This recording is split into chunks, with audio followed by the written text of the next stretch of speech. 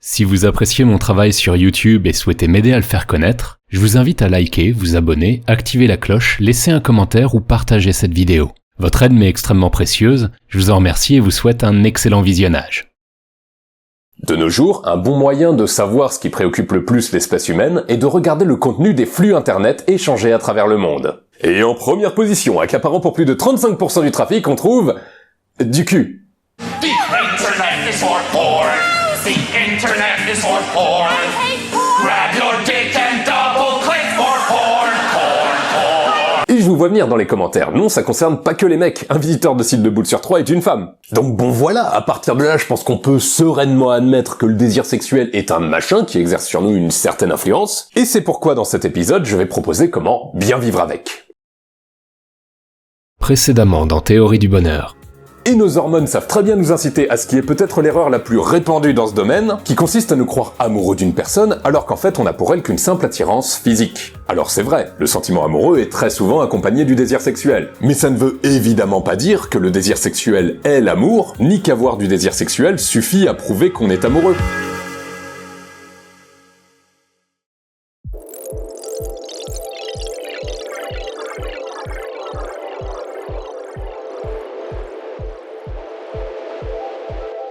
Ce qui fait qu'on est sexuellement attiré ou non par une personne tient essentiellement à deux trucs.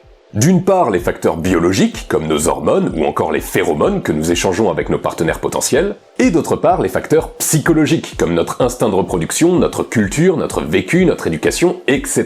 Dans un cas comme dans l'autre, ils font appel à des mécanismes inconscients, ce qui veut dire qu'on peut être attiré ou ne pas être attiré par quelqu'un, mais c'est pas nous qui décidons.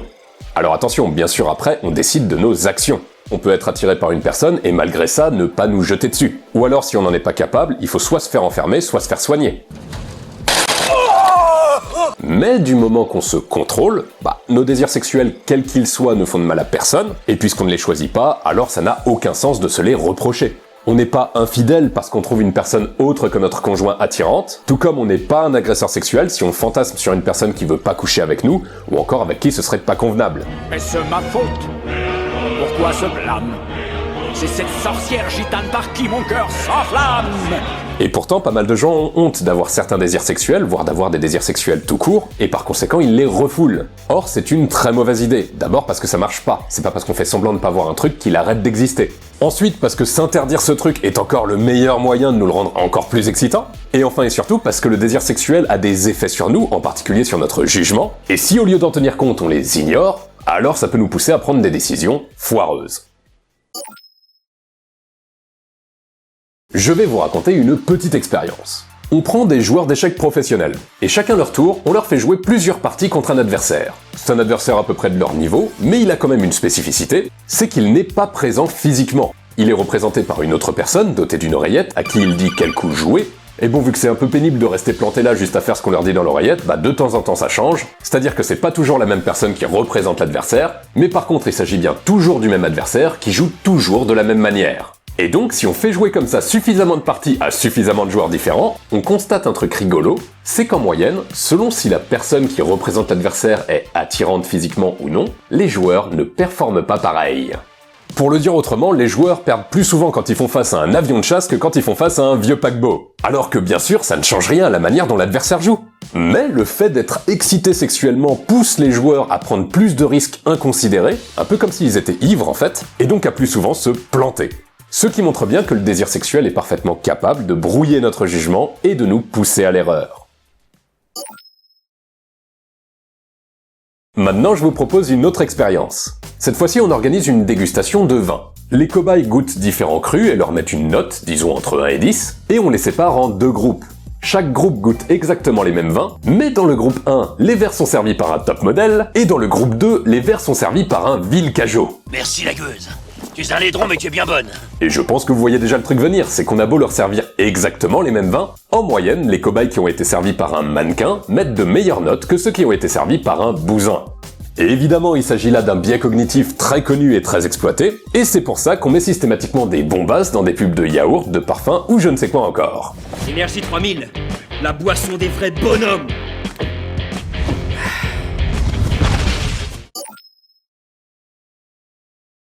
Il y a quelques années, j'avais un crush sur une camarade de promo. Bon, pas de bol, elle était pas intéressée et me l'a fait clairement comprendre lors d'une soirée étudiante. Donc moi, pas de problème, je lui fous la paix et je passe à autre chose. Jusqu'au jour où elle a besoin de quelqu'un pour l'aider à déménager. Ce jour-là, elle vient me voir pas en me dragouillant un peu, mais plutôt en m'allumant sans vergogne pour me convaincre de l'aider. Et du coup, je vais pas vous mentir, j'ai pris un certain plaisir à l'envoyer promener.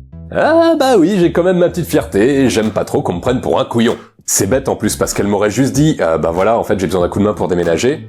Honnêtement, je l'aurais aidé.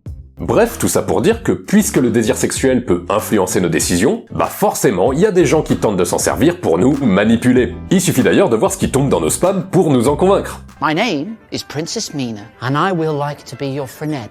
I'm in good health conditions and my body is healthy and no diseases in my body. Princess Mina. C'est pourquoi il faut toujours rester vigilant et s'efforcer de détecter ce genre de tentatives pour ne pas nous laisser mener par le bout du nez ou de toute autre extrémité.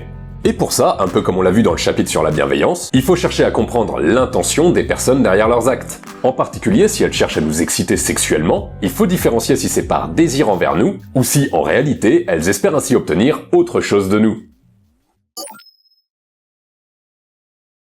Plus généralement, il est important de faire la différence entre les désirs sexuels qu'on peut raisonnablement envisager de réaliser, Mais si, c'est possible avec la carte Kiwi. et ceux dont on sait que de toute façon ce sera pas possible, quelle qu'en soit la raison.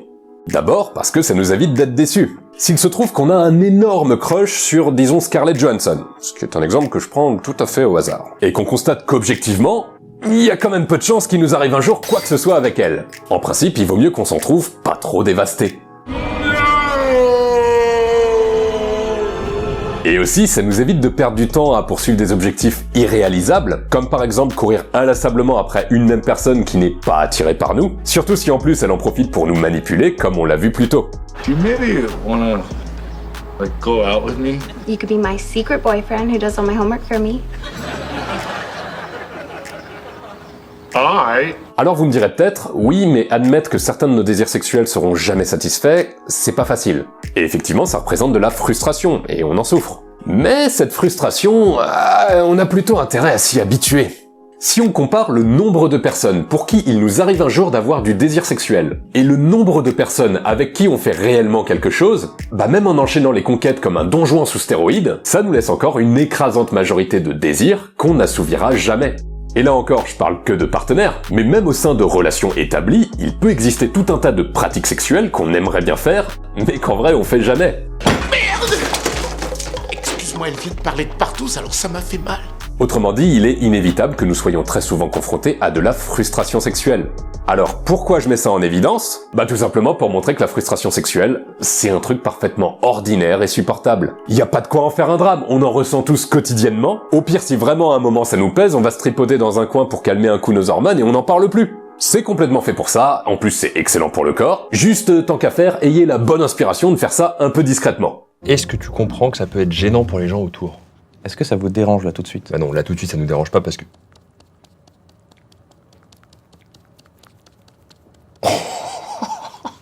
Le mec est super fort, attends.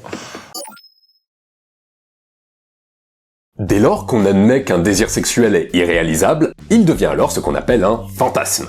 Des fantasmes, on en a tous, et à vrai dire, tant qu'on reste capable de les différencier de la réalité, c'est plutôt une bonne chose d'en avoir. D'abord parce qu'on peut supposer que si rien n'était laissé aux fantasmes, peut-être qu'on serait blasé, et surtout parce qu'en eux-mêmes, nos fantasmes peuvent aussi nous être agréables. On peut notamment s'en servir pour se stimuler lors de sessions de plaisir solitaire, ou encore pour alimenter tout ce qui est jeu de rôle autour du sexe, si vous aimez bien ça.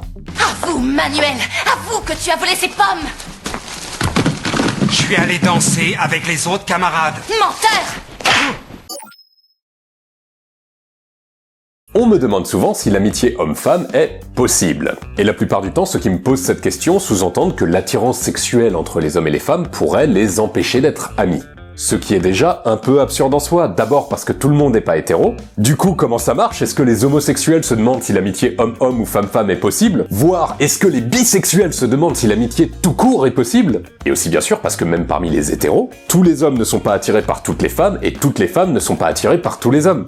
Eh bah oui, faut pas oublier qu'il y a des moches dans les deux camps. Donc si je reformule la question, ça donne plutôt « Peut-on être ami avec quelqu'un pour qui on a du désir sexuel ?»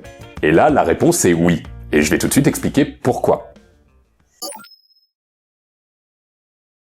Si vous vous souvenez, il y a de ça 10 épisodes déjà, j'avais posé que la définition d'avoir de l'amitié pour une personne consiste à avoir de la bienveillance spécifiquement envers elle. Donc imaginons qu'on ait du désir sexuel pour une personne. Si la seule chose qui nous motive à faire des trucs pour elle est qu'en retour on espère coucher avec, alors il s'agit pas vraiment de bienveillance, et effectivement dans ce cas on n'est pas son ami. Au passage, on est aussi très mal placé pour être plus que son ami, puisqu'on a vu, à l'épisode précédent, que la bienveillance est essentielle à la survie d'un couple. Donc ça, d'accord. En revanche, c'est pas parce qu'on est attiré par une personne qu'alors, forcément, 100% de notre motivation à faire des trucs pour elle est de coucher avec. Ça peut tout à fait ne motiver nos actions qu'en partie, ou encore ça peut ne motiver qu'une partie de nos actions mais pas les autres, qui elles restent vraiment bienveillantes. En tout cas, il faut faire la part des choses. Et pour ça, il existe un moyen très simple. Il suffit de se demander honnêtement si on agirait de la même manière envers cette personne si on la trouvait physiquement repoussante. Parce que si elle l'était, alors on n'aurait pas d'attirance sexuelle et on arrêterait d'agir dans le seul but de la pécho. Mais si même là, il reste des trucs qu'on continuerait de faire, alors il est bien possible qu'on ait de l'amitié pour elle, indépendamment de notre désir sexuel. Ce qui est beaucoup plus problématique, on l'avait vu à l'épisode 34, c'est d'être ami avec une personne dont nous on est amoureux mais qui ne nous aime pas en retour. Parce que dans ce cas, notre proximité avec elle peut beaucoup nous faire souffrir, donc là oui, effectivement, il vaut mieux s'éloigner. Mais si cette même proximité ne provoque en nous que de la frustration sexuelle, alors comme on vient de le voir, ça reste largement de l'ordre du gérable. Et en tout cas, ça ne devrait pas suffire à menacer une vraie amitié. Quand on a la chance de pouvoir le faire, il est raisonnable de satisfaire nos désirs sexuels. Tout simplement parce que ça nous apporte beaucoup de plaisir. Alors oui, sauf qu'en fait, pas toujours. Il peut arriver, lorsqu'on concrétise certains de nos désirs sexuels, qu'on se rende compte que finalement c'est pas aussi kiffant qu'on se l'imaginait. Autrement dit, on constate un écart entre le plaisir qu'on en attendait et celui qu'on en retire vraiment, et donc on est déçu. Alors pourquoi il y a cet écart ?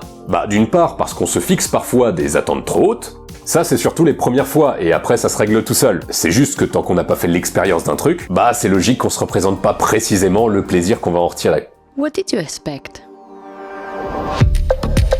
Et d'autre part, cet écart s'explique par la grande variété de difficultés techniques qu'on peut rencontrer lors de l'acte sexuel, et qui gâchent parfois notre plaisir. Si on veut les résoudre, il va bien falloir qu'on en parle de ces difficultés. Mais pour ça, il va bien nous falloir encore un épisode entier. Donc du coup, qu'à cela ne tienne, ce sera le sujet du prochain épisode. Merci à tous d'avoir suivi cet épisode 38, j'espère qu'il vous a plu. Certains l'auront sûrement deviné, à la base je travaillais sur l'écriture d'un épisode complet sur la sexualité, mais il est rapidement devenu beaucoup trop long et c'est pour ça que je l'ai coupé en deux, avec d'abord cette première partie dédiée au désir sexuel, et une deuxième partie qui sera l'épisode 39 dédié à la pratique sexuelle en elle-même. Je vous donne donc rendez-vous très bientôt pour la suite, en attendant n'hésitez pas à liker, vous abonner, commenter ou partager cet épisode. Si vous souhaitez contribuer à financer mon travail sur cette chaîne, vous en avez toujours la possibilité grâce à ma page Tipeee. La liste de mes contributeurs s'affiche à l'instant à l'écran, et comme d'habitude, j'en profite pour vous dire un très grand merci. Voilà, c'est tout pour moi, je vous dis à la prochaine, et d'ici là, prenez soin de vous.